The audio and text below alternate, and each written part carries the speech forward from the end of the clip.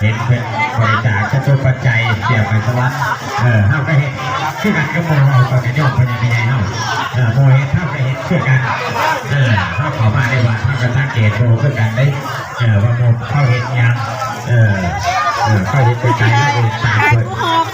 คนว่าจะมากินลงผ่านอย่างเดียวได้ไหมต้องได้แล้วต้องมีเงาจอย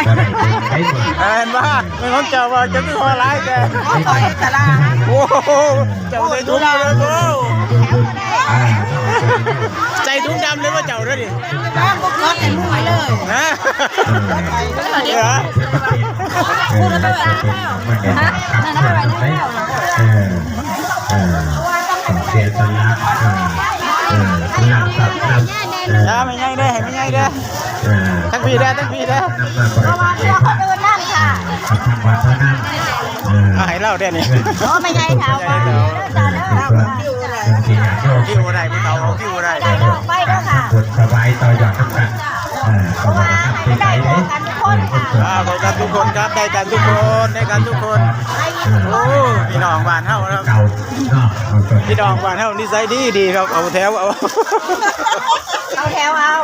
เอาทำอะไรอย่างดีร้ายครับพี่น้องเด้อเดี๋ยวไม่เห็นใจเจ้านี่เลยคนไรให้บอกโอ้ขอบคุณครับย่ำมือแค่ครับโอ้นี่บอกว่าเจ้าให้ยุคคนมากที่ติดตัวยุคเพื่อนดีมันที่ติดเสียงแน่มาดีพอเสียงแน่ต้องใส่เสียงไงตัวเอาแจ๊กไอ้ท่านได้แจ๊กมันได้อยู่ไว้เขาหมดก่อนซะเนาะเบาเด้อจิหมดแล้วดิพอจะดูไปจักไล่เราไปมาเลยจะไม่ยากนะโอ้พี่น้องบ้านเฮามีแต่คนนิสัยดีๆเด้อครับเด้อเขาแถวเอาเรียบร้อยนี่บ่แย่งกันเด้ออ้าวเหลือสุดท้ายแล้วนะครับสุดท้ายแล้วรี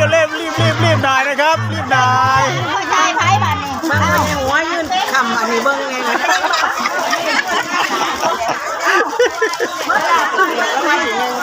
นอจัดมันดังเกินโอ้ยไผ่เจ้าถุงในเมาเด้อ